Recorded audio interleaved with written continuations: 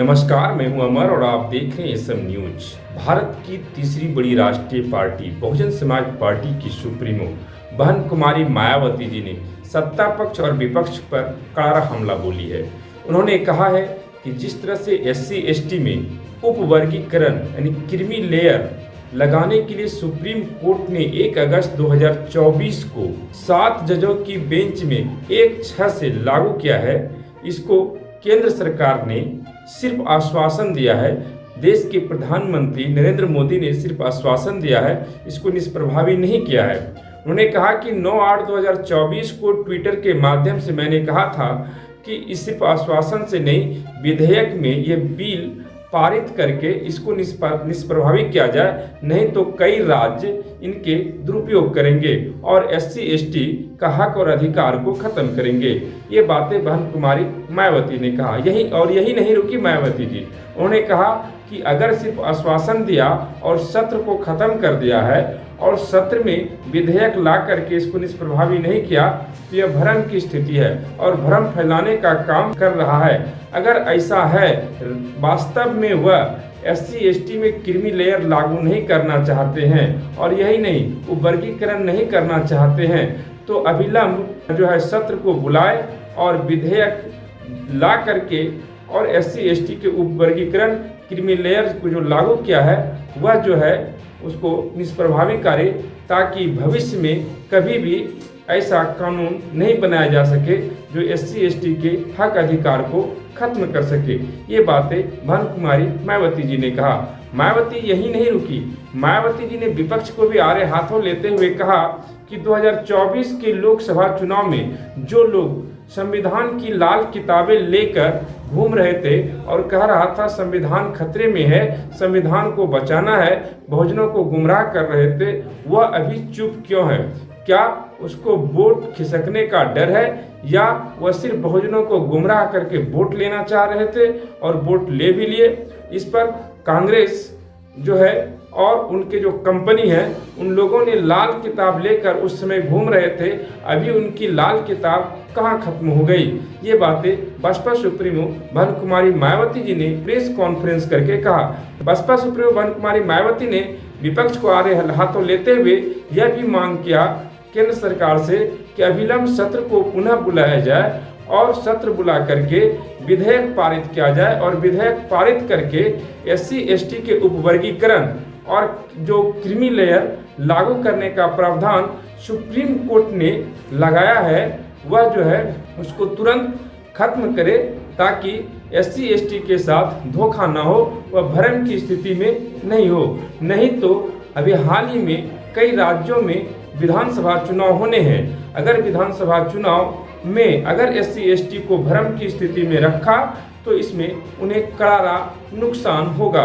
और यही नहीं, यहाँ तक कहा कि सत्ता पक्ष और विपक्ष सिर्फ नूरा कुश्ती खेलते हैं और बहुजनों को गुमराह करते हैं, यानी शोषित वंचित दलित आदिवासी और पिछड़ा अति पिछड़ा को गुमराह करते हैं, उसको बांट देते हैं और बांट करके इन्होंने सिर्फ उस पर सत्ता काबिज किया है। आपको बता दें कि 1993 में जब मंडल कमीशन की रिपोर्ट पर सुप्रीम कोर्ट फैसला सुना रहे थे तो उन्होंने उसमें क्रीमी लेयर लगा दिया, जिससे लाखों करोड़ों बहुजन ओबीसी समाज जो है आज अपने हक अधिकार से दूर है। और जिस तरह से एससी एसटी वर्तमान समय में दलित आदिवासी ने एकता का परिचय दिया है, जिससे कि सुप्रीम कोर्ट तो हिली ही है, भाजपा और कांग्रेस दोनों जो है सकते में है, दोनों की हालत खराब हो गई है।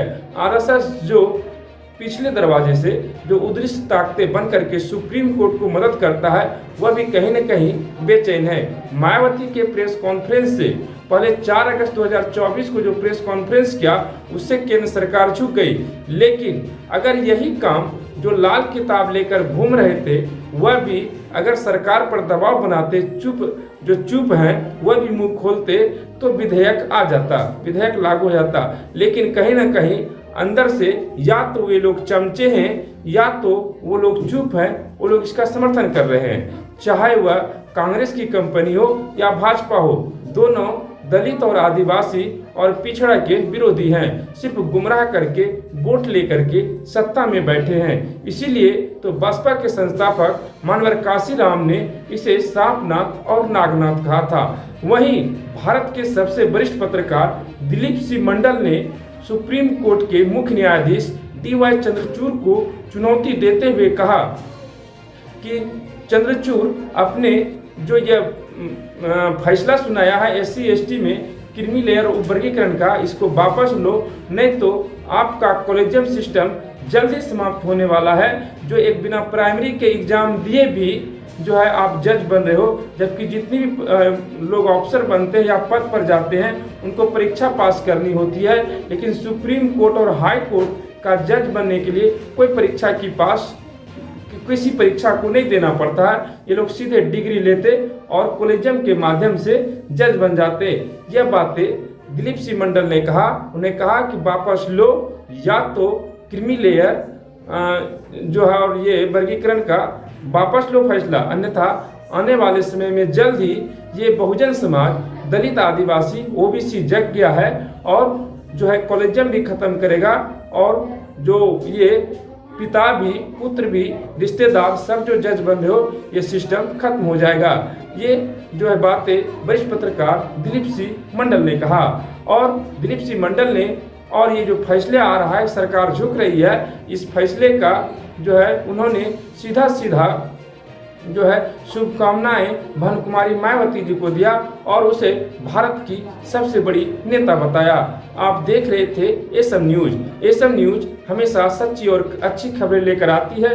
जो खबरें मीडिया छुपाती है वह खबरें आपको एसएम न्यूज दिखाता है। शुक्रिया। अगर आपने अभी तक हमारा चैनल सब्सक्राइब नहीं किया है तो सब्सक्राइब करें और घंटी का बटन बिल्कुल भी दबाना ना भूलें, ताकि सभी लेटेस्ट खबरें पहुंच सकें आप पे सबसे पहले।